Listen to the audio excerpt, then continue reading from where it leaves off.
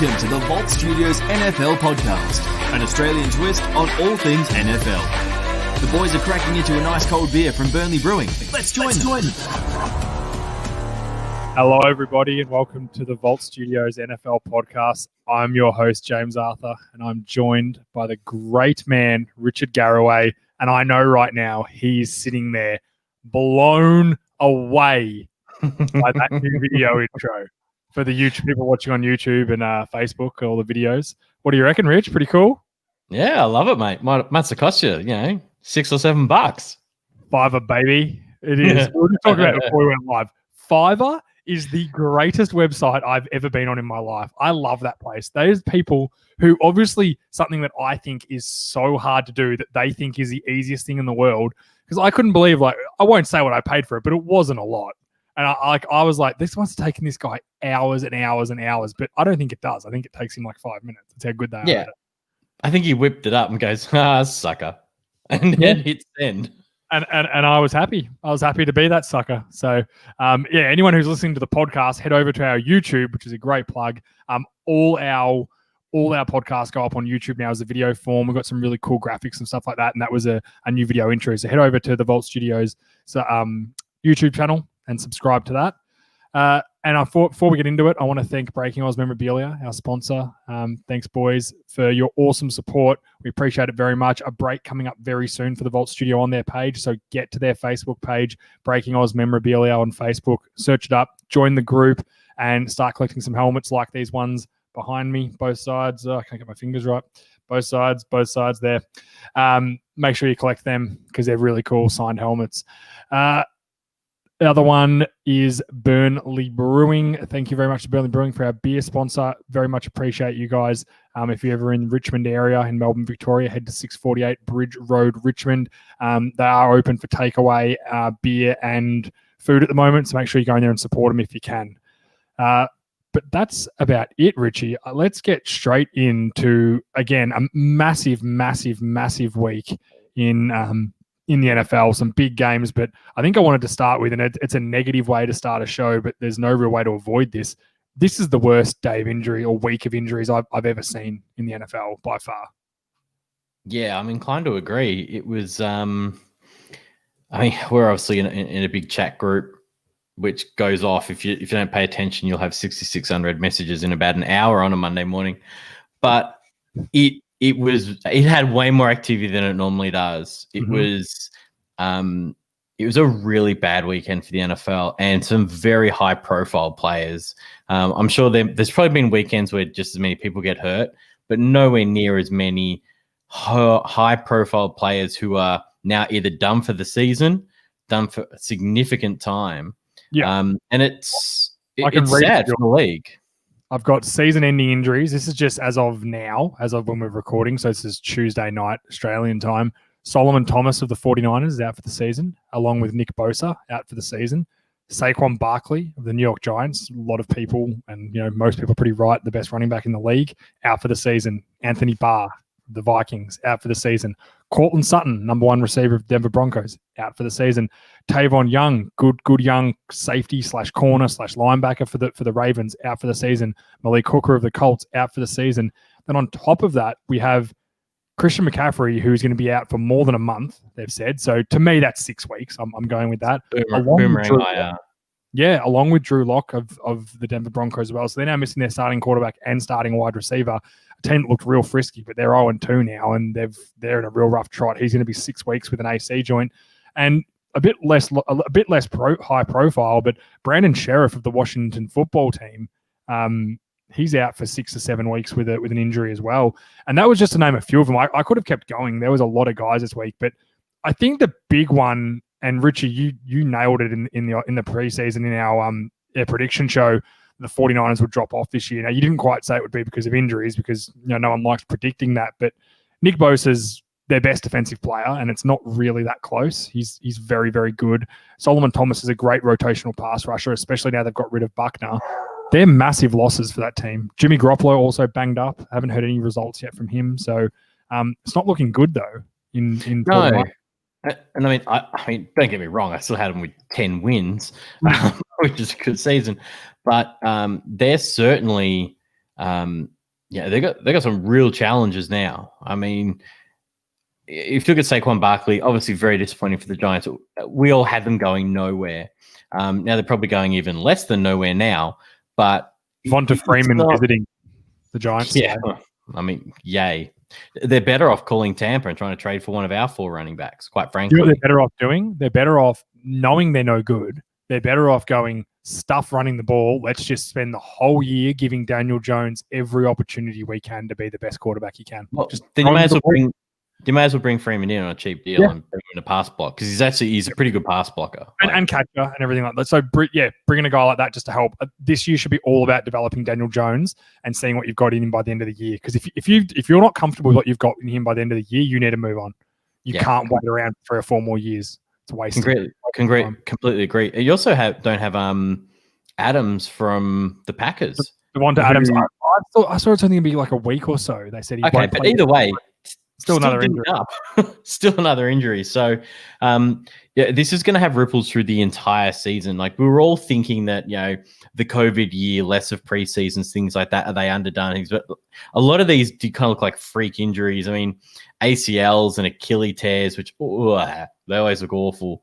But it's the sort of thing where, I don't think those are necessarily. You're drawing a pretty long bow to bring those two together. Well, they're not getting injured because everyone's saying, because they didn't have as much training or contact training.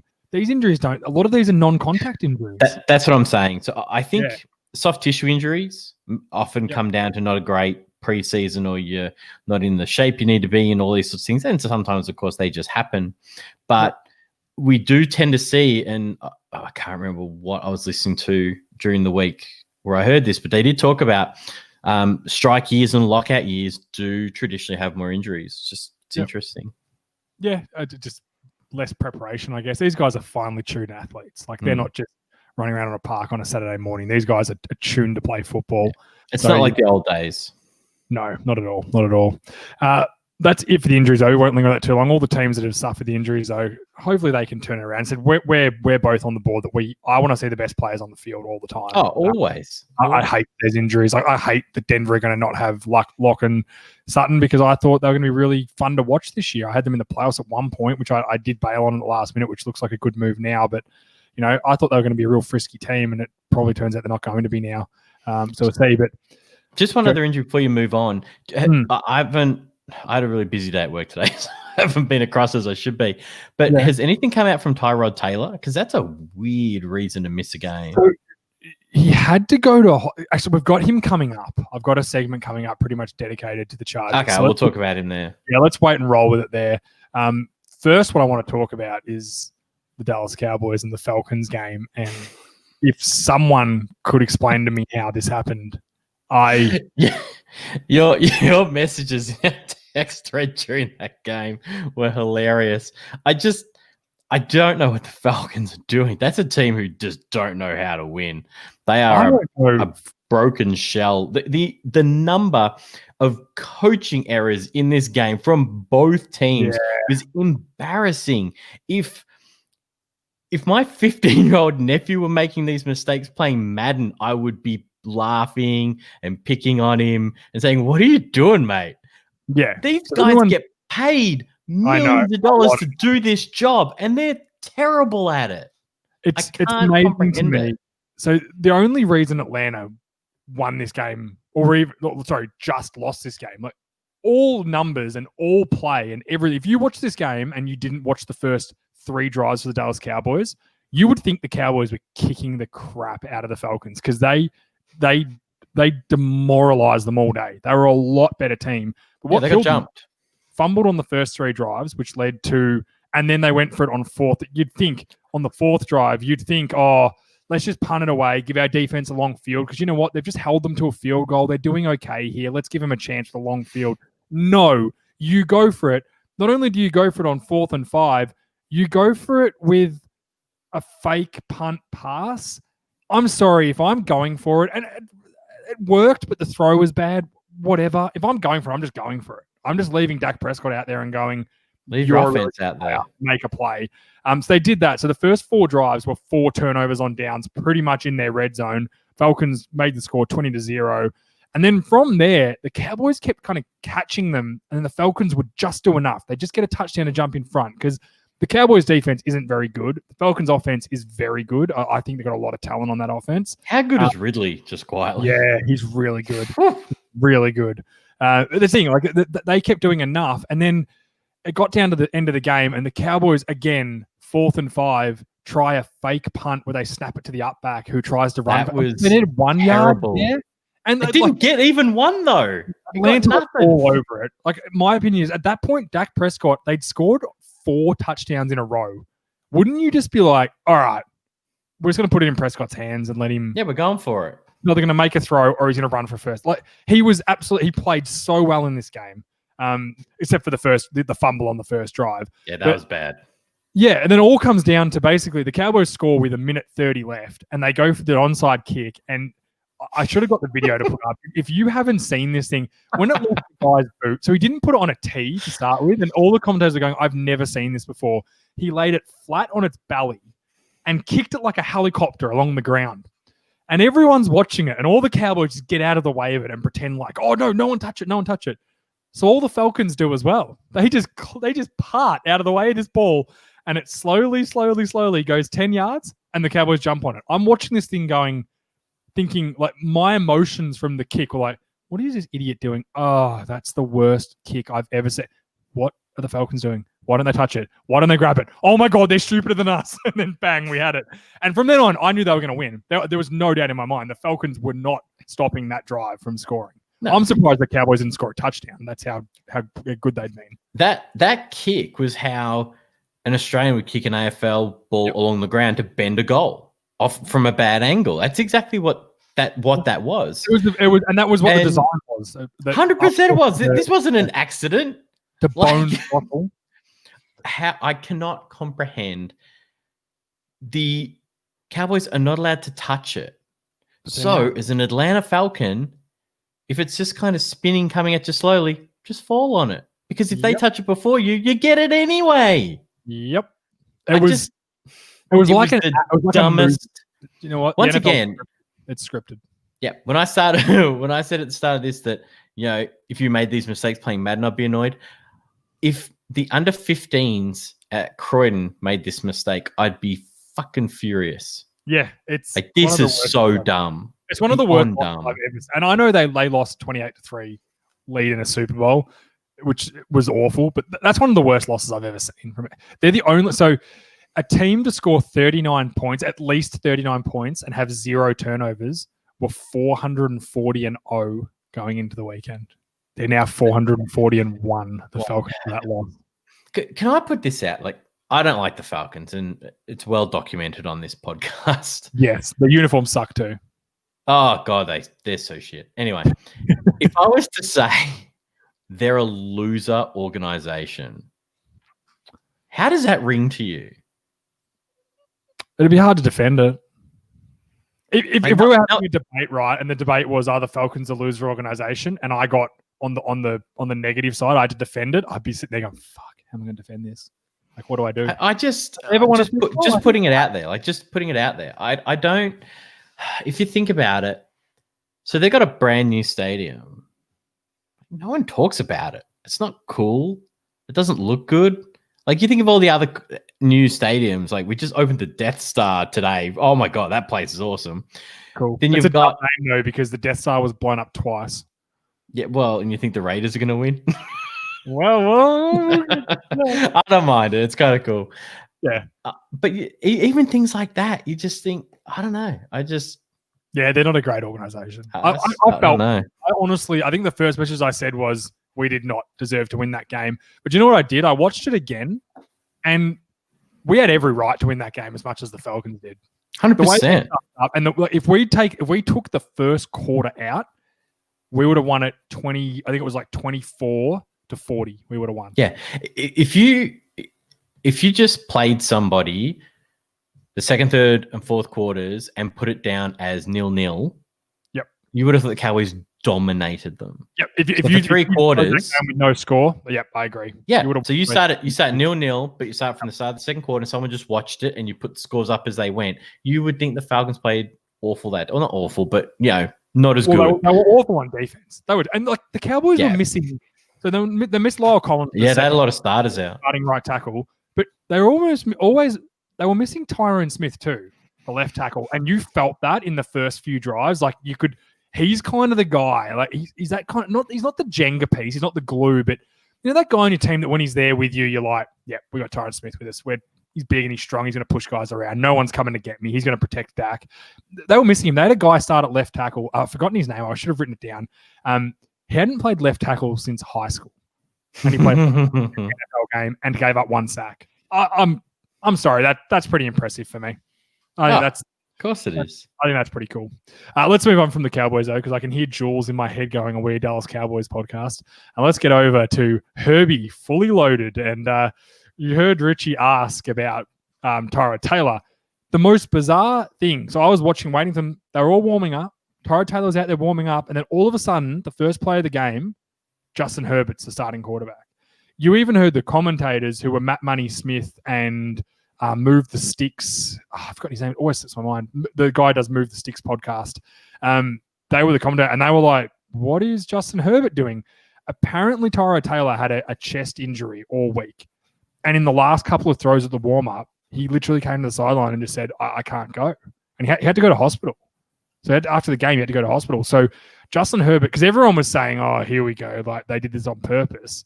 First of all, I think it should be your prerogative not have to tell who the starter is. I don't really see why you should have to tell the other team who you're starting or who you're not starting. But anyway, Justin Herbert starts, and not only did he look good, I would have said he looked exceptional. He had some really good moments. He looked like he was ready. He looks like he belongs in the league.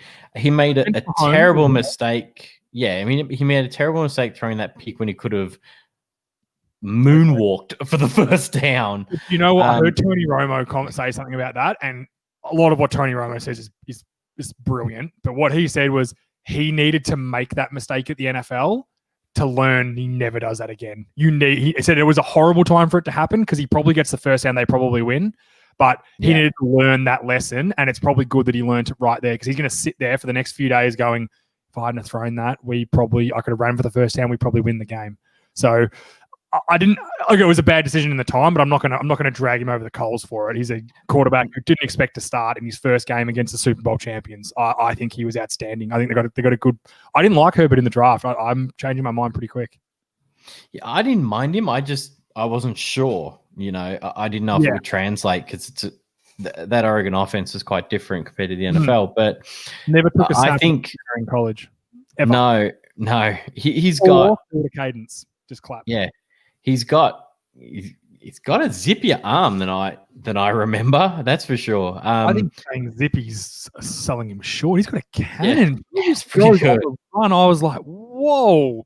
And like sneakily way more athletic than I thought he was. I definitely knew that. Yeah, I didn't know that. 6'6". He moved and was tough. Like he ran over a D-back only a D-back, but still they're NFL tackling machines. He ran over one at one point, and I was like, shit, like he hits. We had that huge collision with the linebacker on the sideline too, and he popped up. And the linebacker did not look good at all. But I mean, the flip side of this was the Chiefs, who looked borderline pedestrian, and that defensive line really upset the timing of that offense. Like they were disruptive.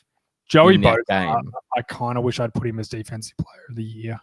He's having a good year, it's fair to say. I think you did, didn't you? Yeah. Oh, no, I went chalk, I'm pretty sure. But he was not. He only had the 1 sack, but it was just the pressure. I would love to see the pressures for this game. He was just everywhere, all the time. But to KC's credit, pulled out a win. And you want to know what did it? It was Anthony Lynn being a big Frady cat in overtime. So they get the game to overtime. Whatever. Like it took Mahomes making some pretty good throws in that final drive to tie it up. And how good's their kicker just quietly? Yeah, nails a 56-yarder. But they also get into overtime, 4th and 2 or 4th and 1 or something like that. And Anthony Lynn punts it. Like they've just literally scored 2 touchdown drives in a row with Patrick Mahomes. All they need is a field goal. Yeah, they had all the momentum. Yeah, I don't think anyone's going to destroy you if you go for that there and don't get it. Like, I think all I know is punting it back. All I knew was if he punted it, they were losing anyway. He had to drive the field and score at least a field goal or a touchdown to put some pressure on the Chiefs, and he didn't. And I thought it was a really bad call. And earlier he went for it on 4th down. I just, that was the balls call we need to have. You need to do it. You can always defend yourself later by saying exactly what you said. The Chiefs were rolling. They'd scored 2. They got the 56-yarder. I said, we came here to win, and I went for it, and it didn't come off. Yep, 100%. No, I don't think anyone would have blamed him for that. Yeah. But look, exciting stuff ahead for the Chargers, I think. I quickly looked up Tyrod's day-to-day, so my money is he won't start this week. Surely you can't put him back in no matter what after that game. Well, the dumb thing is Lynn came out straight away and said he's 100% the starter, so you look like an idiot if you don't. What he should have said was we have to evaluate everything and not say anything. Should have treaded water. He should tread water because he didn't have to say anything. He could have just said he had to go to hospital, so I'm going to wait until I know what's going on. We'll play it day by day. Give him some bullshit cliche. Dumb move. I think they should. I said last week they should roll to Herbie. There's no need. Tyrod Taylor, I like him a lot, but he's not a starting quarterback. Yeah. He's not exciting. He's not fun. I feel good about drafting him in the 13th round of our keeper league. Let's say. Yeah, it's nice. Let's get on to the best Aaron on the Packers. And after the play Detroit, I'm not so sure it's Aaron Rodgers. I'm pretty sure it's Aaron Jones. After I'll give you his stat line: 18 carries, Richard, 168 yards. That's 9.3 a clip, 2 touchdowns, and to add to that, 4 receptions for 68 yards and another touchdown. The Lions did not have an answer for him. He was not only he's 75. They opened up the second half with a 75-yard touchdown run where he got straight through the line, great blocking, and then there was 2 safeties high, and it looked like he broke the tackle. But when you watch it from the old 22, he splits the 2 safeties. He's so fast, and they don't realize how fast he is. He gets inside of both of them and up the middle. It's an insane bad angles. Yeah. It was poor safety play, but I just don't think anyone realizes how athletic this guy is. And he's putting on he's a very underrated guy. Someone I've never really thought a lot about. I think he's a really good player, but I never kind of put him in that top tier. But he probably is in that now after the last couple of weeks and the way he's been going this year. The way he's been playing, you could certainly say that. I don't think he's the best Aaron on the team, to answer your question. I do think that's okay. Take Aaron Rodgers, but away. Hey, take positional value away. They're both. No, you can't. That's so dumb. That's like saying, let's just take the ball away. Yeah, true. Let's make them all alive. It's the game. It's what it's become. Yeah, no, I would if we were picking, I'd take Rodgers, because what have we learned about running backs, Richard? They are a dime a dozen, and there's about 1 million of them. Yes, unfortunately, but this was a good game. Detroit, they kind of brought it back, and then again, Rodgers, Jones, they just went, nah, screw you guys. You're not even on our level, and just rolled them. They scored 25-7 in the second half. So the Detroit scored 14 points to 3 in the first quarter, and then the Packers went 14, 17, 8 in the next 3 quarters. The Lions only scored 7 right at the end of the game, a touchdown at the end of the game. So it was a real manhandling, and I think the Packers, they're more impressive every week. It's only been 2 weeks, but I'm more impressed this week than I was after week 1, and that's saying something.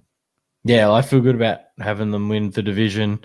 I think that we'll talk Minnesota a bit later. Yeah, I feel really good about it. Aaron, I still think Rodgers still playing with that FU chip after they drafted Love. So I think Aaron Jones as well. Remember, they took a running back in the second round too, and he's in a contract year with no contract negotiations yet. So two guys who can't help them this year. Use your first 2 draft picks on guys who won't help you. And the tight end they took in the third round dropped 4 catches or something as well. So they literally did themselves no favors. They may as well have not gone to the draft, quite frankly. Yeah, just had a couple of days off. Let's get to your boys, Richie. Brady is back. He's a winner over the Panthers.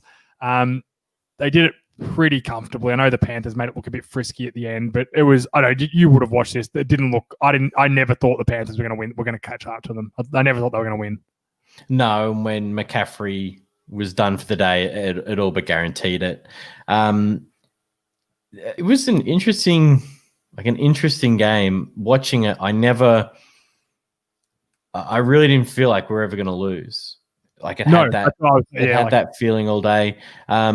Whatever was troubling Evans in week 1, he's clearly over it. He looked back to his normal self. They did it without Godwin, who is no slouch. He was the leading receiver last year, even with Evans on the team. I think they've really started to get Fournette more involved. I think it's reinvigorated. I don't know. Say what you want. Getting comfortable in this offense now, playing with a purpose. Let's not forget, like he's still playing his rookie contract, isn't he? Yeah. Or did they claim him or sign him? I'm not sure. I'd have to double. No, he was traded to us. So Fournette he was cut. He was cut. You're right. So he's not. Unless they claimed him, he's not. But I think he passed claims. He passed waivers, then you guys signed him. Yeah. So he's on a contract here. Yeah. Either way, he's a young guy. So even Shady got a couple of touches in this game. But if you're playing fantasy, I wouldn't want any part of Tampa's running backs now. That it's clear how they're going to use them. And I think Fournette is going to slowly take the majority of it as he gets more and more comfortable. But he's 25 years old. Yeah, well, there you go. So I was really impressed the way that game was actually coached. I thought Leftwich called a hell of a game. Brady's 43 years old. You know, he's got some limitations. Of course he does. But, you know, he's not going to make horrendous errors. Like that pick 6 to the flat last week was obviously horrendous. But, you know, I think there's plenty of talent there. And, you know, the Saints dropping the game on Monday night, brings back to the pack. Yeah, I don't know if obviously Carolina are going to be very good. I don't think the Falcons will be particularly good. So it's a 2-horse race there. And with that extra wild card spot, they're looking pretty good. Let's not forget run defense is really good too, which is going to be helpful down the stretch. That defense full stop is really good. Like there aren't many holes you can pick in there. I don't think Gronk's going to play a big part in this season. No, he's not at all. It was not the same Gronk. No, we gave up a 7th-round pick to see if there's any juice left in the tank, and there's probably not. We saw get it. You know, he only had the one catch. Is it Brait was out there a bit more as well? I don't know. They like Gronkowski's still blocking well, which is good. So that it adds an element. I think they looked much better than week 1. I think there's a lot of, and they've got a lot of new pieces, so it's going to take some time. But Brady played well. I watched this one, and I was never worried. Now I don't think Tampa Bay are any good. I thought Teddy Bridgewater, if you cut the 2 interceptions out of his game, he played pretty well. And he's been right. No, you can't cut him out. That was Brady last week. Yeah, I think you've got to look at it. Whereas he's just got those limits. He just doesn't throw the ball downfield enough. So if they fall behind as a Panthers team, they're going to struggle to win, and they're not a good defense, so they're going to be behind a lot and relying on him. So it's going to be real tough. But I like the building pieces they've got there. It's going to be tough without McCaffrey for a few weeks, but I'll have to see how they go. But Bucks are back, and they said the Saints dropped one, so they're right open. That division's right open again. The Arizona Cardinals, are they the real deal, or did football team fall back to earth? I'm thinking a little bit of column A, a little bit of column B. Yeah, I would have to 100% agree. This one was in Arizona, right? I'm sure it was. In Arizona, yep. Yeah. Yep. So it's a long trip for the football team. And as we said last week, I think Arizona's good. I think they're going to be good. I picked them for playoffs, and I'm pretty comfortable with it. I think they're really good. They've got so many. Like again, Hopkins 8 catches, 68 yards, touchdown. Kyler Murray, he had one bad pick, but then other than that, was pretty tidy with it all day. Also had 67 yards on the ground on 8 carries. And 2 touchdowns. Yeah. He's very hard to get the D-line have a lot of trouble getting a handle on him when he gets moving. I thought he would have struggled with his height in the NFL, but it just shows where the NFL is at now with quarterbacks, how the schemes allow them to move around and create lanes and stuff like that. I just don't think it's, with him, Russell Wilson, they're just not, you don't have these concerns. Even Lamar Jackson's not that tall. You just don't have these concerns anymore with it's NFL. because they're not always throwing out of a collapsing pocket, and because you're back in the shotgun, you're reading everything. Yeah, as it happens pre-snap, all those sorts of things. So it's just not as important anymore. And also, DeAndre Hopkins, again, 8 catches on 9 targets. Didn't have the yards he had last week, but he is the surest set of hands in the league. Yeah, I think I tend to agree. I just quickly on Washington, what I was really surprised about was the front four, the line getting pushed around a bit by Arizona. Arizona didn't run the ball incredibly well, and Kyler Murray's obviously his rushing stats make it look a bit better, which isn't always on the D line, but they didn't really keep that. When you've got a guy like Kyler Murray, you can't just if the tackle set's outside for you as a D end, you can't just take that easy option and go inside because he's doing it for a reason. He's doing it to let Kyler Murray run outside and create space and then get rushing yards. And that's what I was disappointed about. I still really thought I didn't watch the Washington game last week closely. I watched it a bit more closely this week. Chase Young is huge. I did not realize how big he was. Yeah, he's a monster. An absolute monster. He wears 99, and I was looking at him going, who is that guy? That massive D tackle, and he was playing it at end. And I saw him get off the ball, and I was like, no, that's not. That's not true. He's 6'5", 264 pounds. That's a massive. I did not realize he was. I knew he was like a big dude, but not like that. Like no one that big should move like that. There's a reason why he was the consensus best player in the draft. Yeah, it's like he's like a Myles Garrett. They're just freak show. I still laugh builds that picture of Myles Garrett in high school. It's like it looks like he's 2 feet taller. It's like just his physique. It's like he's playing with little fat tubby kids, and like he's just a specimen. It's unbelievable. Yeah. Let's move on to the New England Patriots, and I got to say, Richie, and game of the round. They're fun. The Patriots game of the round. That game was awesome. I loved it. Yeah, I couldn't. It was obviously being isolated. It had more eyeballs on it, but that game was so much fun. Like, I had that one sitting on my phone on my desk while I was trying to work. I was constantly it was incredible. It was great. It was so much fun, that game. Outstanding. I think Wilson's getting a bit lost in how good he was as well. Like 5 touchdowns. He was absolutely outstanding in this game as well. But this was just a game. This is 2 teams that I think I had the Bills winning the division. I was so wrong. The Patriots going to win that division. There's no doubt in my mind. That offense is just humming. It's much, much better than it was last year. And the big concern was, who's Cam Newton going to pass to? Well, he's obviously already created the chemistry with Edelman because he had the most yardage he's ever had in a game with 179. Boyd, Harry, Burkhead, they use it like N'Keal Harry, eight catches. That just doesn't. He has never I know he had a bad rookie year, but all of a sudden there's some life there. I think Cam Newton's giving them some life and it's giving some excitement, and I'm enjoying watching the New England Patriots, which I can say in the past I haven't enjoyed watching. Their offense was boring, was one-dimensional. It's now really exciting. It's fun. Yeah, and I hope all the guys who opted out for no real good reason from that defense are all kicking themselves. Well, that's what I was going to say, because they're hurting. Like that team could be even better. But how well has NFL done with the COVID stuff? I know we're only 2 weeks in, but we've literally had no reports of anyone missing games yet. Yeah, they must be the way they check them every day and every afternoon.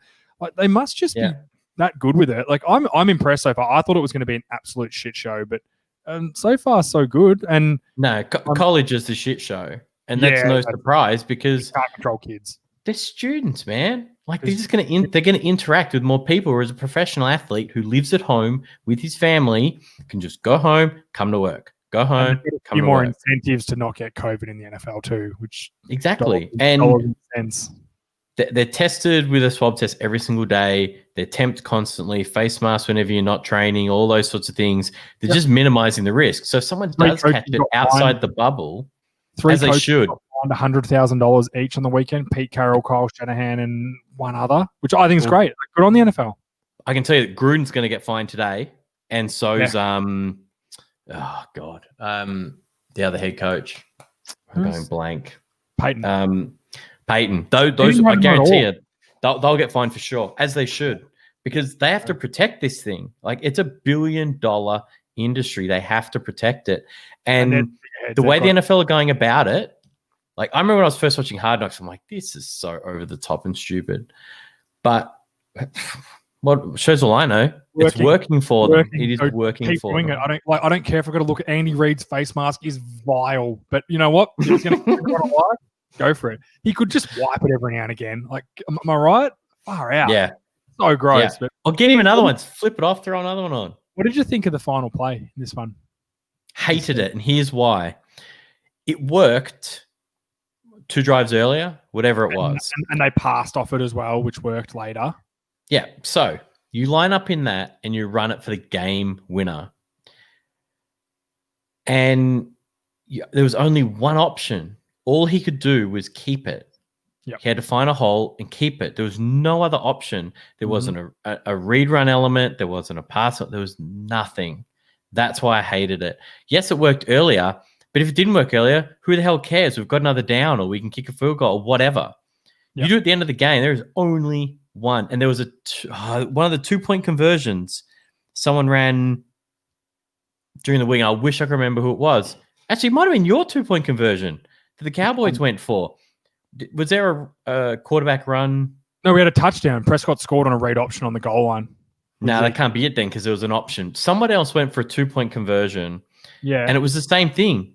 Only one thing could happen.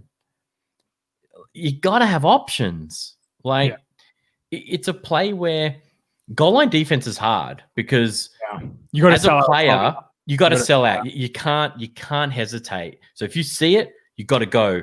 If you think it's a play action, go to the quarterback. Take your chance. So it's all about chances. Mm-hmm. The only one thing was going to happen there, so you could sell out for it. I didn't like it. I would have gone into 5 wide with Cam Newton on his own in the backfield. Yep. And literally, just, all right, you play 1-on-1 with all 5 receivers, and you back that one of them aren't going to beat your D. One of them aren't going to get free. Yep. Or he just. And if you do that, you've only got 5 guys up front.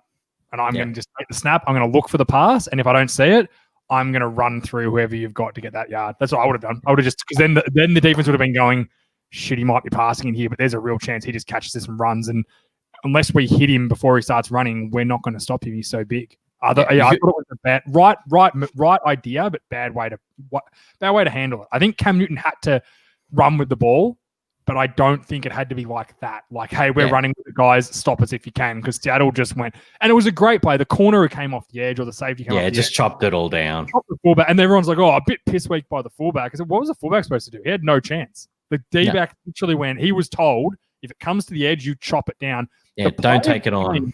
Was the defensive tackle inside.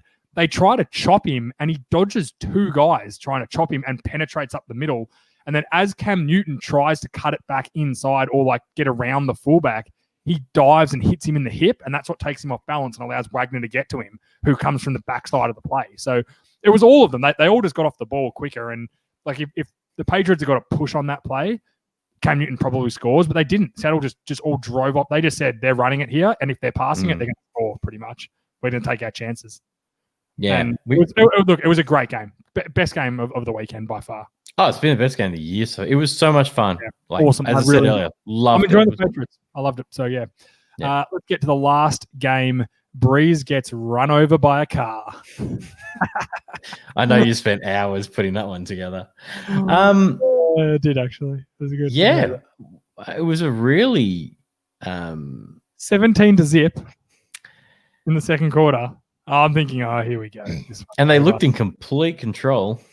And then after halftime, it was just totally different. They just stepped up a notch, the defense of the Raiders. They started getting a bit more pressure. They shut down the running game. Like, I know Kamara ended up with some good rushing numbers, but overall, they shut it down. They held them to well under 100 yards rushing. I think, 112 yards rushing, which was pretty good for a team like the Saints. I don't know, unless it was Kamara or Traquan Smith for the 49ers, for the Saints, no one else was getting it done for them. I think they did miss Michael Thomas a lot. No, of course they do. He's one of the best receivers in the NFL. Yeah, one of the best receivers ever. He holds the record for most catches in a season. I think that's going to fair. His name will always come up in conversations till the end of time in the NFL, because that's Kamara was the leading receiver as well as the leading rusher. Yeah, they fed him. His what do you have, 22 touches or something? Like 9 of them were in the air. 9 catches, had Yeah. the 2 touchdowns. One was a kind of a junk time touchdown, but I think I'm not going to rag on Drew Brees the same way like everyone was ragging on Brady last week, and whatever. I don't think Brees was that bad. He's missing his number 1 receiver. Anyone else was missing a guy like Michael Thomas, they'd get a free chance. Is he playing that well? No. But we've seen Brees have these troubles, and it looks like the whole offense isn't running that well at the moment, not just him. So it's just 1 week. They played fine last week. Trust me, I saw it. Well, you actually, a lot of things went their way last week. That was it. Like they got a lot of good field position and stuff like that, which you can't use that against them either. I'm going to give it a few weeks. I still think the Saints are a very good team. I think they took the Raiders lightly.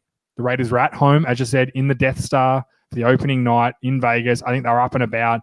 And I think Derek Carr almost played as good as I've ever seen him play. I think that was one of the best games I've seen him play. He was sharp, in control, made good decisions, made great throws. They didn't run the ball well at all, and he just kept bailing them out on third down. I thought he was outstanding, and I think he needs to get some credit. Best his look since the leg injury. Yeah, 100%. I really enjoyed him. The other thing the Saints have got to do is they've got to cut the penalties. 10 penalties in this game. They had 9 last week. It's too much. Cut it out. And then you look at the big discrepancy in the game. Time of possession, 36 minutes to 23 minutes. That's too much.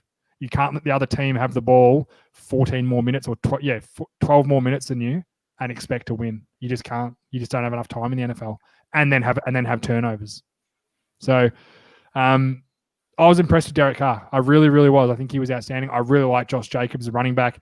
Darren Waller is just quietly sneaking himself up the tight end rankings. I think he's pushing into that top level now. And a terrific story. A guy who 2 years ago was in a drug and alcohol clinic because he couldn't get off it, and now he's clean. Rehab was the word I was looking for. It's an incredible story. And they asked him today, how big a part in your NFL career, rejuvenation is your sobriety, and he said it's everything. It's everything. Without it, I would be probably dead. And it's a really, really good story. I like that stuff. I like when there's so many guys get second chances and just blow it. It's good when someone doesn't. Saints host the Packers next week. Yeah, big game. Big game for both teams. I'm excited for that one. I really am. It'll be, it's gonna be a very interesting one. Then I think they've got Detroit. So at worst, they'll find themselves at 2-2 after 4 weeks, and at best they'll be 3-1. People got to understand it's a 16-week season. We're 2 games in. But if you're 3-0, you're almost guaranteed not to make the playoffs. Yeah. That's what you just don't want to go 0-3, and that's a great segue into the next segment. It's put up or shut up, Richie, and I have got a few teams I want to yell at. It's mainly their fans, and I want to start with basically week 3 games that I think are going to tell us a hell of a lot about what we've got in this teams. And I'm starting with the Minnesota Vikings at home against the Titans. They're 0-2. As you just said before, if you go to 0-3, it's only something like 9% of teams make the playoffs. Oh no, it's way lower than that.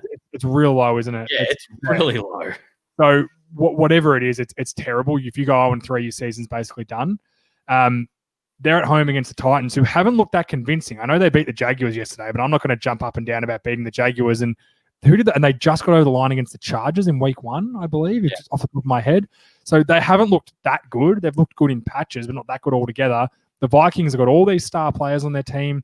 Kirk Cousins is constantly talking about, what they've got to do and this and that. It's time for them to put up or shut up. Because if they lose this week, I'm off them. The next team I've got to put up or shut up. It was the Broncos. It was Broncos the Titans got over. Broncos, sorry. Yeah, exactly. I'm not going to get all up and about.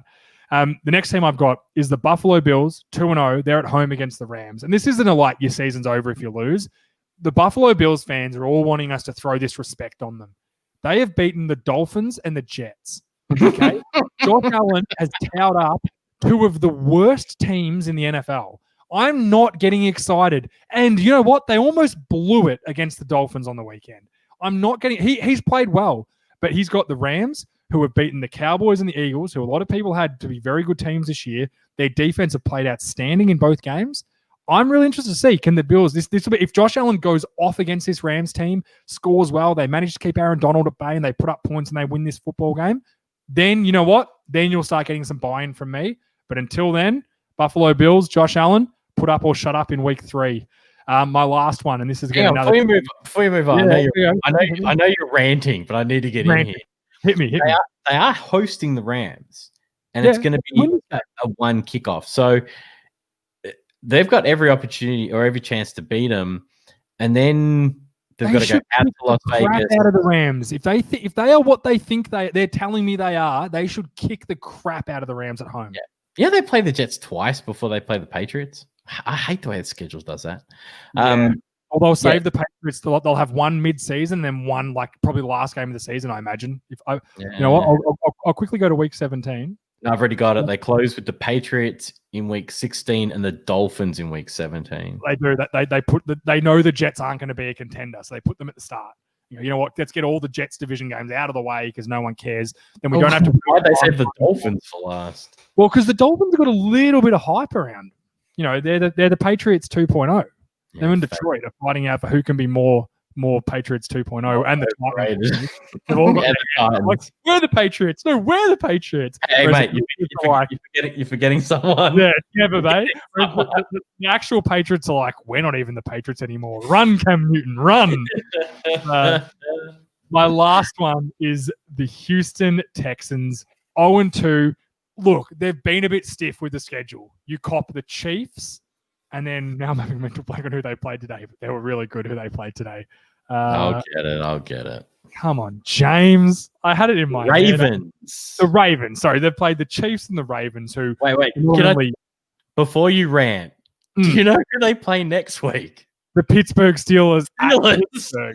Exactly. So I'm not saying this is not a like Texans, you've been fooling me, rah, rah, rah. This is a Texans, I feel for you. But if you want to stay alive this season, it's not like put up or shut up. It's like put up or bad luck, guys. Tough start of the season. You know what I mean? They've been railed. Schedule. Railed by it. Railed. Yeah. They've got the Chiefs in Kansas City at home to the Ravens, who are firing on all cylinders at the moment, and they have to go to Pittsburgh, who are they're definitely the best defense in the AFC or the NFL. They're up there with the best team right now in my eyes. But yeah, they've got to show. This is like put up or tough break, guys. We'll see you next year. Hopefully, when you've got a proper GM. There is a chance. There is a chance. Let's say they lose. There is a path for them to get out. Hit me. Because they got to have an easy run. They host the Vikings, host the Jags, and go to the Titans. So they could they could even the ledge after 6 weeks at 3-3. It's just so tough mentally from that point. From 0-3 when everyone knew you're done.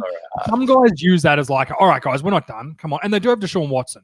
So I think they're an all right team, the Texans, but they've got to show me this week. If they can go into Pittsburgh and look, we've seen this before, a team that you just don't expect to go and steal a win and kind of, reignite the fire in them. I just want to see it. They don't necessarily have to win this game for me to be like, okay, they're okay, but they need to go in and fight and, a close loss at best for this team. Yeah, I mean, I would have thought, what's the Texans are getting 5.5 points going into this. So it's a pretty big line. The Steelers have been so good. They have. Interesting though, but they're my team. The Texans are a little bit less. I'm mad at you, but Vikings and Bills, I'm a bit mad at you guys. Show me what you got. Whereas the Texans, I'm a bit like tough break, but show us your fight. Show us that little bit you got in you. Put up or shut up. That's it for the new segment, and that's it for the show, Richie. What's the Thursday night game? Thursday night game this week. I haven't looked. It's a barn burner. You've got the Dolphins visiting the Jaguars. Oh, I thought we stopped putting shit games on Thursday nights. I thought we made a commitment to at least make them be half good. I don't think so. No need for a sickie this week, although I work from home, so... Yeah, that's one of the beauties of football at the moment. A lot of people are working from home. I'm not saying everyone's not working, but it's pretty easy just to have it on in the background while you're doing stuff, which is a lot of people are watching football at the moment. And a lot of people, who are we picking? I'm taking Miami, 0-2. Jags are dog shit. I like Minshew, that's about it. But I'm taking Miami to go in and just keep their season a little bit alive. I don't think they're an 0-3 team. I think the Jags pretty garbage too. But is the Fu Manchu? Is he? I actually think he might be an NFL quarterback. I actually think he might be good. I think that's what I mean. I think with a few weapons, maybe get him even half an O-line, he could be something. Like they've got a junk team. Like you look at that, it's crap. It's so crap.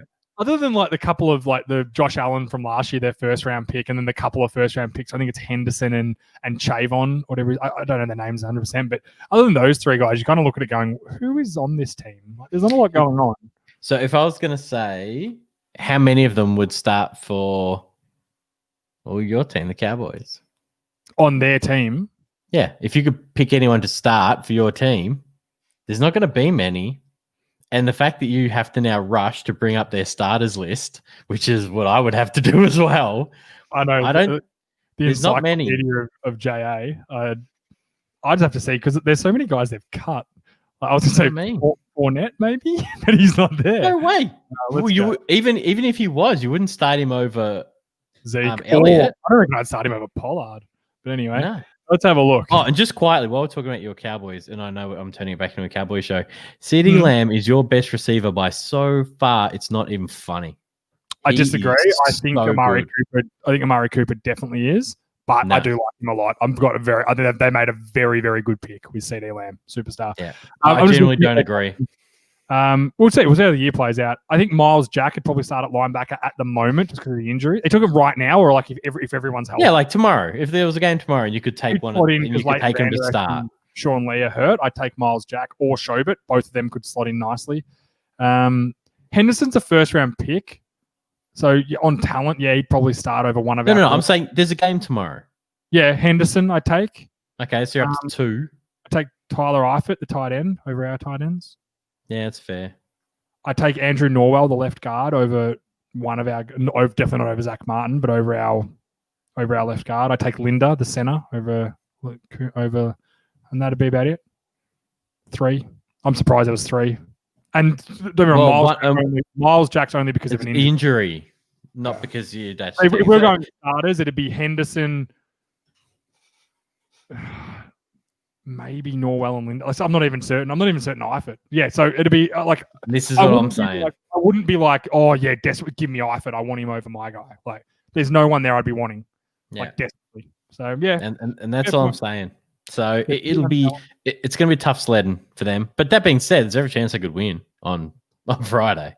Every chance. As you said, I like Minshew. Yeah, me too. He's good fun. I'm enjoying him. He plays with a bit of character about him. I feel like he loves it. Like he loves playing football. Yeah, but wasn't that the thing on him coming out of college that he was a bit too cool for school and didn't really like football that much? Yeah, but I actually had it wrong. He is too cool for school, and he loves it a bit too much. You know, he's just a cat, man. He's just a cool cat. Yeah, he loves it. I wish I was. You know what? I could wear what he wore. You know what we should do one day? We should get me to put on the outfit that he wears and walk out into public and just see the looks I get. I want him in my friend circle. Yeah, I want him in my friend circle. He would be awesome in your friend circle. I want to be there at 4 a.m. when it's just you and him left, and think of what he comes up to do. Like it'd be fun. You just know he's going to come with the call. Because he's not saying to you, "Do you want to split an Uber?" He's saying, "What's still open?" Like, you're coming with me. Let's go. You're the only one going. We're going to have fun. I'm in. All right. Well, that is it for the show. Richie, thank you as always for being here, mate. Very, very much appreciated. My pleasure. Enjoy the next week of football, and can't wait. Yeah, the season's been great. So I said, I honestly thought that we were going to get affected more by the COVID, and we haven't. And I'm just glad. Everyone needed football. We all need. Keep going strong. Yeah, I'm really excited. So thank you everyone for tuning in. Make sure, guys, head to Facebook, head to Breaking Odds Memorabilia, give them a follow. Burnley Brewing, all social. They're on every social media: Twitter, Instagram, Facebook, everything. Go and give them a follow on there, and make sure you support them. Give us, if you're watching the video on YouTube, please subscribe. Please give it a like. Please share it around. We're trying to get this up and going. As I say, I'm trying to get a bit better with the video stuff. I'm an absolute newbie at it. So what you're seeing so far, as Richie can probably tell you, is a miracle that I've worked out how to do all this stuff. it's amazing how easy programs are when you start to actually read into them. But yeah, thank you everyone for tuning in. Richie, thanks as always, and we'll everyone will see us next Tuesday.